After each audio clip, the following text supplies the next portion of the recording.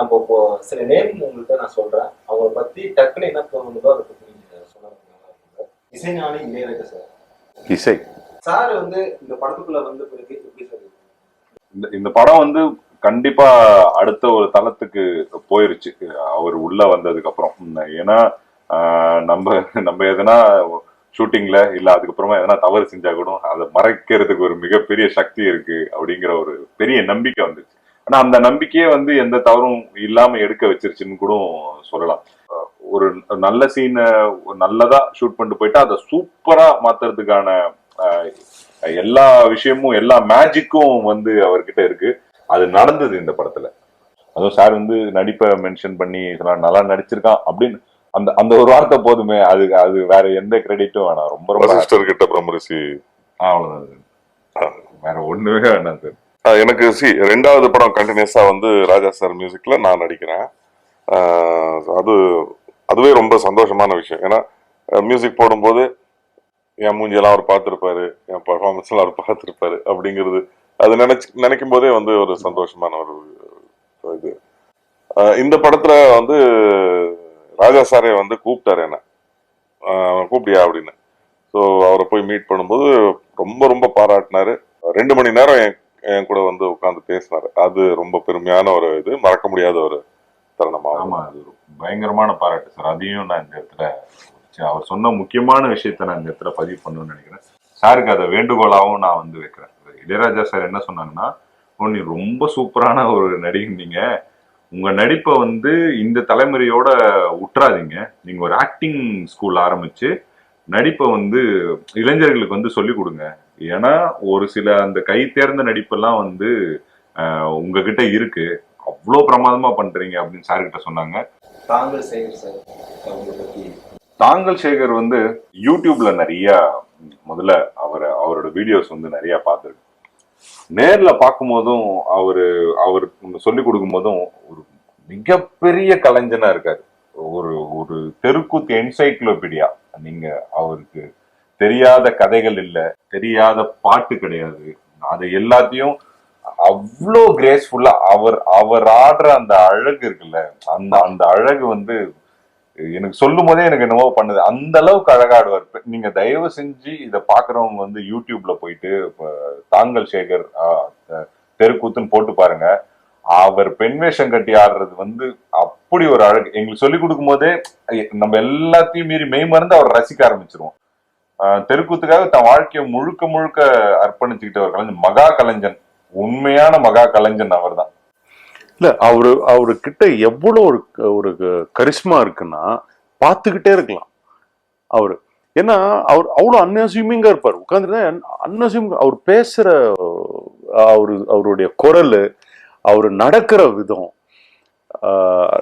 பாரி சொன்ன மாதிரி அவர் பெண் வேடம் போட்டு ஒரு அதை பார்த்து எப்படி பண்றாரு இவரு, எப்படி அந்த அளவுக்கு ஒண்ணுமே இருக்காது, சின்னதா ஒரு சின்ன ஒரு சேஞ்ச் இருக்கும், அவ்வளவு அழகா அப்படியே மாறிடுவார். அதே மாதிரி பார்த்துட்டே இருக்கலாம். அவரோட குரல் ஆமா பாடும்போது அவ்வளவு அழகா இருக்கும், ரொம்ப பர்ஃபெக்டா பாடுவாரு. அதுவும் அவங்க எல்லாம் வந்து சாஃப்டா எல்லாம் பாட மாட்டாங்க, நல்லா ஓப்பன் த்ரோட்டட் சிங்கிங், ரொம்ப பவர்ஃபுல்லா இருக்கும், சிலுக்கும், அப்படியே உடம்புல சிலுக்கும் அந்த மாதிரி. அதுமா அவர்கிட்ட வந்து ஒரு டிரான்ஸ்ஃபர்மேஷன் இருக்கும்.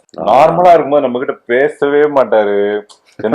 ஒரு சில வார்த்தைங்க தான் பேசுவாரு. ஒரு பெரிய தயக்கம் இருக்கும், பெரிய கூச்சம் இருக்கும். கிருஷ்ணர் வேஷம் போட்டு வருவாரு.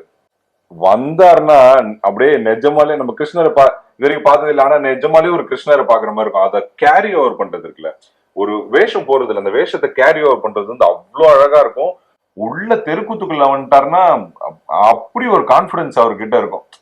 ஒட்டுமொத்த கிரௌடையும் ஒரு ராத்திரி ஃபுல்லா உட்கார வச்சிருவாரு. நீங்க கண்டிப்பா யூடியூப்ல போய் இந்த படம் பார்த்தவங்க ஒரு தெருக்கூத்து தாங்கள் சேகர் வந்து அந்த குந்தி வேஷம் போட்டு அழுவுற அந்த ஒப்பாரி வைக்கிற அந்த சீனை பாருங்க. அதுக்கப்புறம் நீங்க என்ன பாராட்டுவீங்களான்னு தெரியல, அதனால இந்த சீக்கிரட்டை நான் பெருசா சொல்லாமல இருந்தேன். பட் இருந்தாலும் அப்படி ஒரு கலைஞனுக்கு நம்ம அதை மரியாதை செலுத்தியே ஆகணும். நீங்க அதை பாத்தீங்கன்னா, அதை பார்த்துட்டு நீங்க அழுவாம இருந்தீங்கன்னா அதுக்கப்புறம் அதுதான் ஆச்சரியம். அந்த அளவுக்கு ஒரு மிகப்பெரிய கலைஞர். அவர் என்ன பண்ணாரோ அது அப்படியே பண்ணாரு. என் குருநாதர், அவர் இல்லைன்னா நான் இங்க இல்லை. ஏன்னா இன்ஜினியரிங் அப்படிங்கிற ஒரு சம்பந்தமே இல்லாத ஒரு பேக்ரவுண்ட்ல இருந்து சினிமாக்குள்ள வந்த எண்ணம் வந்து எந்த ஒரு பயமும் இல்லாத ஒரு மனுஷனா மாத்தினது வந்து மைம் கோபி அண்ணன் தான். கையை பிடிச்சி இந்த இப்ப நமக்கு இப்ப எப்படி பிரைமரி ஸ்கூல் வாத்தியாருங்க வந்து ஏபிசிடி சொல்லி கொடுப்பாங்களோ அந்த மாதிரி சினிமாவோட ஏபிசிடி சொல்லி கொடுத்தது வந்து மைம் கோபி அண்ணன் தான். என்னைக்குமே வந்து மறக்கவே மாட்டேன். என்னோட ரொம்ப ரொம்ப முக்கியமான ஒரு பர்சன் அவர். துணை நடிகர் கேரக்டர் ரோல், அந்த கேரக்டர் ரோல் பத்தி என்ன சார் நினைக்கிறீங்க? அதுல இப்ப சப்போர்ட்டிங் ஆக்டர்ஸ் அப்படின்னு சொல்லுவாங்க. ஸோ சப்போர்ட்டிங்னா அந்த கதைக்கு வந்து தூண். ஏன்னா சில படங்கள் தான், இப்போ ஸ்டார் பேஸ்டு படங்கள் தான் வந்து அது வந்து ஒரு பர்டிகுலர் ஸ்டாரை சுற்றி கதையை கிரியேட் பண்ணுவாங்க. ஸோ அது easier to create a story around star. But ஆனால் நிறைய பேர் வந்து கதையை தான் முதல்ல கிரியேட் பண்ணுவாங்க. கதையை கிரியேட் பண்ணிட்டு அதுக்கப்புறமா வந்து அதுக்குள்ள கதாபாத்திரங்க யார் இதுக்கு கரெக்டாக இருப்பாங்க அப்படின்றது. ஸோ அப்போதான் அந்த beauty of those characters come up. அந்த நடிகருக்கு ரெஸ்பான்சிபிலிட்டி வர ஆரம்பிச்சிடும். இந்த கதாபாத்திரத்துக்குள்ள நான் எப்படி உள்வாங்கி அந்த கதாபாத்திரத்தை வெளிப்படுத்துவேன் அப்படின்றது. ஸோ ரொம்ப ரொம்ப முக்கியம். ஏன்னா படங்கள்ல வந்து ஹீரோ ஒரு வில்லன் அப்படின்றது ஒரு பர்டிகுலர் இதுதான். பட் ஆனால் இந்த சப்போர்ட்டிங் ஆக்டர்ஸ் தான் அது கோர். ஸோ இதெல்லாம் சேர்ந்தாதான் படம் ஜனரஜகமா இருக்கும். தெருக்குத்து கலைஞர்கள், நாட்டுப்புற கலைஞர்கள், இவங்களை பத்தியான இந்த படத்துக்கு பின்னாடி நீங்க பாக்குற பார்வை என்ன? அதாவது ரெஸ்பெக்ட் வந்து ஒரு 100 மடங்கு கூடி இருக்கு. என்னன்னா அந்த அரிதாரம் பூசிக்கிட்டு அந்த வேஷம் எல்லாம் போட்டு 2 மணி நேரம் நம்மளால தாங்க முடியாது. பிகாஸ் அந்த கிரீடம்லாம் வந்து 2.5 கிலோ இருக்கும். அது வெயிட் மட்டும் இல்லாம அது கட்டும்போது இறுக்கி கட்டிடுவாங்க. ஒரு துணியை எடுத்து அவங்க இருக்கிறதுலயே வந்து தலை வலிக்க ஆரம்பிச்சிடும். அண்ட் நம்ம அந்த கிரீடம் வச்சுக்கிட்டு அந்த எவ்வளவு நேரம் அதோட இருக்குமோ அவ்வளோ நேரமும் வலிச்சுட்டே இருக்கும். அவ்வளோ வலி தாங்க முடியாது. கழட்டினா போதும்பா அப்படிங்கிற மாதிரி இருக்கும். ஆனா அவங்க வந்து பாத்தீங்கன்னா நைட் 10 மணிக்கு ஆரம்பிச்சாங்கன்னா விடிய விடிய விடிய அந்த வேஷத்தோடயே இருப்பாங்க. அது பார்க்கும்போது அவங்களோட லெவல் ஆஃப் டெடிகேஷன் அது மட்டும் இல்ல, அது போட்டுக்கிட்டு சும்மா உட்கார்றது கிடையாது. அவங்க நடிப்புல இருக்கிற எனர்ஜி, அவங்க வந்து அந்த இதுல இறங்கிட்டாங்கன்னா ஒரு ஃபயர் மாதிரி இருக்கும் அவங்க எனர்ஜி எல்லாம். அந்த வார் சீக்வன்ஸ் அதெல்லாம் வந்து பண்றதெல்லாம் வந்து பயங்கர எனர்ஜெட்டிக்கா இருக்கும். ஸோ இது இவ்வளோ டெடிகேட் பண்ணி ஒரு ஆர்ட்டுக்காக அவங்க பண்றாங்கிறது வந்து பார்த்ததுக்கு அப்புறம் அவங்க மேல இருக்கிற மரியாதை வந்து ரொம்ப ரொம்ப ரொம்ப கூடிச்சு எனக்கு. டைரக்ட் சார் இதுதான் திருவண்ணாமலை. என்ன சார் திருவண்ணாமலை ஒரு மாதிரி என்னோட ரொம்ப ரொம்ப ஸ்பெஷல் பிளேஸ். நம்ம பிறந்த மண் இல்லைங்களா, என்னைக்குமே அது வந்து ரொம்ப இந்த பாரியா உருவாக்குனதே திருவண்ணாமலை தான். அந்த திருவண்ணாமலை அந்த ஊரும் அந்த ஊர் மக்களும் வந்து இன்னைக்கு வரைக்கும் என்னை இந்த அளவுக்கு மோட்டிவேட் பண்ணிட்டு இருக்காங்க, சப்போர்ட் பண்ணிட்டு இருக்காங்க. ஏன்னா வந்து நாங்க ஷூட் பண்ணும்போது தெரியும், நாங்க வேற எதனா ஒரு ஊர்ல ஷூட் பண்ணியிருந்தோம்னா எனக்கு இந்த அளவுக்கு சப்போர்ட் இருந்திருக்குமா, இந்த அளவுக்கு பிரச்சனை இல்லாம இருந்திருக்குமா அப்படிங்கிறது தெரியல. ஊர் மக்கள் வந்து இது அவங்களோட படமா என்னை வந்து அவங்க வீட்டு பிள்ளைய எடுத்துக்கிட்டு அவ்வளோ சப்போர்ட் பண்ணாங்க. இன்னைக்கு படம் ரிலீஸ் ஆனதுக்கு அப்புறமும் சரி, திருவண்ணாமலை மக்கள் வந்து திருவண்ணாமலையில இருந்து ஒரு டைரக்டர் வந்திருக்காரு, முதல்ல ஒரு டைரக்டர் வந்திருக்காரு, அவருக்கு நம்ம எவ்வளவு இது பண்ணுமோ தியேட்டர்ஸ்ல அவ்வளோ எல்லா ஷோஸும் திருவண்ணாமலையில எப்பயுமே ஹவுஸ்ஃபுல்லா போயிட்டு இருக்கு. மக்கள் வந்து அவ்வளோ சப்போர்ட் பண்றாங்க. ரொம்ப அருமையான மக்கள். பழகி பாருங்க. ரொம்ப என்னைக்குமே நாங்க பழகி பார்த்திருக்கோம். அவர் சொல்றது உண்மைதான். எனக்கு திருவண்ணாமலைன்னா அவுட் ஆஃப் பாக்ஸ் தான். எனக்கு நித்யானந்தா ரமண கோயில், நம்ம கோயில் எவ்வளவு விஷயங்கள் இருக்கு. ராமாயணம் கேட்டு ராம மாதிரி ஆகாம ராவண மாதிரி இந்த வடிவல் சொல்லும்போது யானைக்கு எவ்வளவு ஹைலைட்ஸ் இருக்கு. நிறைய படங்கள் இந்த மாதிரி ஆர்ட் ஃபார்ம் ரீதியான கலை ரீதியான படம் நிறைய வந்திருக்கும். அதுல ஒரு படம் பரியேறும் பெருமாள் நான் 2 தடவை பார்த்தேன். அது சொல்லப்பட்ட மெசேஜே வேற. இந்த படத்துக்கும் அதுக்கும் மெசேஜ் வேற. அது வந்து லார்ஜர் பாலிடிக்ஸ் ஆஃப் யூனோ ஒரு காஸ்ட் அண்ட் அந்த அந்த அந்த இதுல தான். இங்க வந்து ஒரு ரொம்ப ஒரு இன்ட்ரெஸ்டிங்கான ஒரே ஒரு ஒரு விஷயத்த மட்டும் எடுத்து அண்ட் பேக்ட்ராப் வந்து தெருக்கூத்து அப்படின்னு வச்சு இது பண்ணாங்க. ஸோ ரெண்டுமே வந்து ஒரு காமனாலிட்டி என்னன்னா, ரெண்டுமே வந்து ரொம்ப கிரவுண்டடான ஒரு கதை, ரியலிஸ்டிக்கான ஒரு கதை. ரெண்டுமே கமர்ஷியலாவும் ரீதியாவும் எக்ஸைட்டிங்கான இன்ட்ரெஸ்டிங்கா எடுக்கப்பட்ட படம். அதுதான் இது ரெண்டுத்துக்குமே காமனாலிட்டி. பட் ஜான்ரான்னு பார்க்கும்போது போத் ஆர் டிஃப்ரெண்ட். அவதார படம் நான் வந்து நாசர் பார்க்கும்போது இருக்கு, உண்மையிலேயே எனக்கு அப்படிதான் தோணுச்சு. அதை பத்தி இல்ல, நாசர் சார் ரொம்ப மிகப்பெரிய நடிகர். அவர் மேல எனக்கு ரொம்ப ரொம்ப ரொம்ப ரெஸ்பெக்ட் உண்டு. அவரை கம்பேர் பண்றதுங்கிறதே வந்து எனக்கு ரொம்ப ரொம்ப பெருமை. பட் அந்த அளவுக்கு நான் இன்னும் வரலங்கிறது என்னோட புரிதல். பட் அவரோட பெர்ஃபார்மன்ஸ் எல்லாம் நிறைய வெரைட்டி, எத்தனை ஆயிரக்கணக்கான ஒரு கேரக்டர்ஸ் பண்ணியிருக்காரு, ஒவ்வொன்றும் டிஃப்ரெண்டா பண்ணியிருக்காரு. அவர் வந்து வேற level actor. I really respect you Nassar sir, love you. இந்த படத்தோட த்ரில்லர் ப்ரொடியூசர்ஸ் பத்தி சொல்லுங்க சார். SSPV learn and teach productions, Sai Devanand, Sai Venkateswaran, இவங்க 2 பேரும் சேர்ந்து தான் இந்த படத்தை ப்ரொடியூஸ் பண்ணாங்க. இதுக்கு முன்னாடி கூழாங்கல்னு ஒரு படத்தை ப்ரொடியூஸ் பண்ணி கிட்டத்தட்ட அது ஆஸ்கர் வரைக்கும் போச்சு. இந்தியா சார்பா nominated official entry to Oscars. So அவங்க கூழாங்கல் பண்ணும்போதே அவங்களோட சினிமா லவ் எந்த அளவுக்கு இருக்கும் அப்படிங்கிறது வந்து புரியுது. ரொம்ப ரொம்ப அதிக சினிமா நாலேஜோட இருக்கிற நல்ல சினிமாக்கள் மட்டுமே பண்ணணும் அப்படிங்கிற ஒரு முடிவோட சினிமாக்குள்ள வந்தவங்க. அவங்க சப்போர்ட் இல்லைன்னா இன்னைக்கு ஜமா இந்த அளவுக்கு எல்லாரும் கொண்டாடுற மாதிரி ஒரு படமா வந்திருக்குமானா தெரியவே இல்லை. ஏன்னா சாருக்கும் தெரியும் ஒரு சின்ன எந்த வித ஒரு இன்டர்ஃபரன்ஸும் அவங்க கிட்ட இருந்து இதுவரைக்கும் வந்ததே கிடையாது.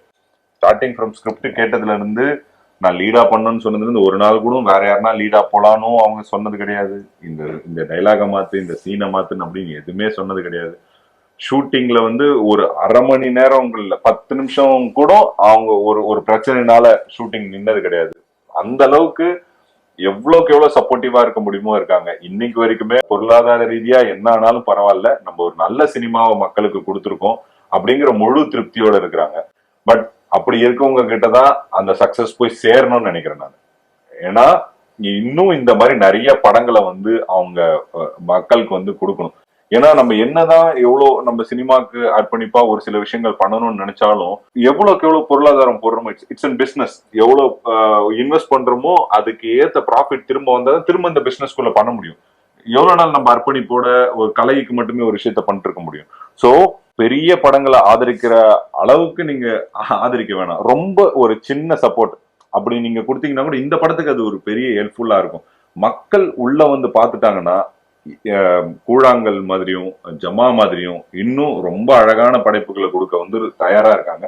தயவு செஞ்சு அவங்களுக்காக தியேட்டர்ஸ்ல வந்து பாருங்க, அவங்கள சப்போர்ட் பண்ணுங்க. ரொம்ப நிகழ்ச்சியா இருக்கு. இன்னொரு விஷயம் தான், நீங்க எல்லாமே நம்ம ஆண்கள் நிறைஞ்சிருக்கிறோம், பெண்களை பத்தி பேசவே இல்லை. அம்மா அபிராமி அந்த கேரக்டர்ல பண்ணாங்க, அவங்களை பத்தி இந்த படத்தோட பெண்கள் வந்து ரொம்ப ஸ்பெஷல் தான். எனக்கு எழுதும் போதே அவங்க ரொம்ப ஸ்பெஷல் கேரக்டர்ஸா தான் இருந்தாங்க. ஏன்னா வந்து பெண்கள் தான் நம்ம வாழ்க்கையை கட்டமைப்பு பண்றவங்களே. சோ அவங்கள ரொம்ப சரியா காட்டணும். எவ்வளவுக்கு எவ்வளவு டிக்னிட்டியா காட்ட முடியுமோ, எவ்வளவுக்கு எவ்வளவு சுயமரியாதையோட காட்ட முடியுமோ அவ்வளவுக்கு எவ்வளவு அழகா காட்டிடும். அத திரையில வந்து ரொம்ப அழகா பிரதிபலிச்சிருக்காங்க நடிகர்கள். ஸ்டார்டிங் ஃப்ரம் அம்மு அபிராமி வந்து அந்த ஒரு போல்டான ரோல்ல இவ்வளோ அழகா பொருந்த முடியுமோ அவ்வளோ சூப்பரா பண்ணியிருக்காங்க. ரெண்டாவது வந்து மணிமேகலை அம்மாவோட நடிப்பு வந்து நிறைய படங்கள்ல, வெற்றிமாறன் சார் படங்கள்ல எல்லாம் பார்த்துருக்கோம். இதுல வந்து எங்க ஊர்ல இருக்கிற ஒரு அம்மா எப்படி இருப்பாங்களோ அப்படிதான் அவங்க. அது அவ்வளோ அழகா நடிச்சு, இன்னும் பெரிய பிளஸ் என்னன்னா அவங்க திருவண்ணாமலை மாவட்டத்தை சார்ந்தவங்க. அந்த ஸ்லாங்கை வந்து அவ்வளோ அழகா கொண்டு வந்திருந்தாங்க. முக்கியமா இதுல இன்னொரு ஸ்பெஷல் கிரெடிட் கொடுக்கணும்னா சத்யமருதாணி அப்படின்னு சொல்லிட்டு ஒருத்தவங்க சாரோட ஒய்ஃபா பண்ணியிருந்தாங்க. அவங்க கோயம்புத்தூர்காரங்க. ஸோ இந்த ஸ்லாங் பேசுறதுங்கிறது வந்து ரொம்ப ரொம்ப கஷ்டமான ஒரு விஷயம். அதையுமே அழகா பண்ணியிருந்தாங்க.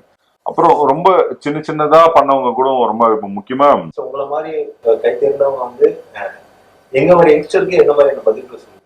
யங்ஸ்டர்ஸுக்கு நீங்க தான் சொல்லணும். அந்த அளவுக்கு எனக்கு வயசாகல. முதல்ல உங்களை நம்புங்க, கண்டிப்பா ஜெயிப்பீங்க. ஆனா அவசரம் மட்டும் படாதீங்க. ஏன் இதை நான் சொல்றேன்னா, நானும் அந்த அவசரப்பட்டு என்னென்ன உடனே ஜெயிச்சணும் அப்படிங்கிற ஒரு முடிவோட ஓடணும்னா நிறைய மிஸ்டேக்ஸ் பண்ணிடுவோம். நான் ஒரு டோனியோட பெரிய ஃபேன் நானு. அவர் சொல்றதுதான், நீங்க வந்து ப்ராக்ரஸ் தான். நேத்து இருந்ததோட இன்னைக்கு பெட்டரா இருக்கீங்களா, இன்னைக்கு இருக்கிறது நாளைக்கு பெட்டரா இருக்கீங்களா, அது அந்த மாதிரி உங்களை நீங்க தயார்படுத்திட்டே இருங்க. விக்டரி என்னைக்கு வருதுன்னே தெரியாது அப்படின்னு சொல்லுவாரு டோனி. அப்படிதான் வந்து நம்ம லைஃப்ல இருக்கும். என்னைக்கு வருதுன்னே தெரியாது, கண்டிப்பா நம்ம ஜெயிச்சிரும். ஒரு பொறுமையும் உங்க மேல அதீத நம்பிக்கை வச்சுக்கோங்க. மத்தவங்க சொல்றத வந்து அதிகமா கேட்காதீங்க. இதுதான் என்னை பொறுத்த வரைக்கும் நான் குறிப்பிட்ட சின்ன விஷயம். ரொம்ப நன்றி. 3 பேரும் இங்க வந்து நேரத்தை செலவழிச்சீங்க. படம் வச்சுட்டு போகணும், இன்னும் இதே மாதிரி படங்கள் தொடர்ச்சியாக கொடுக்கணும் அப்படின்னு கேட்டுக்கிறோம். வந்ததுக்கு ரொம்ப நன்றி sir. Thank you. Thank you very much.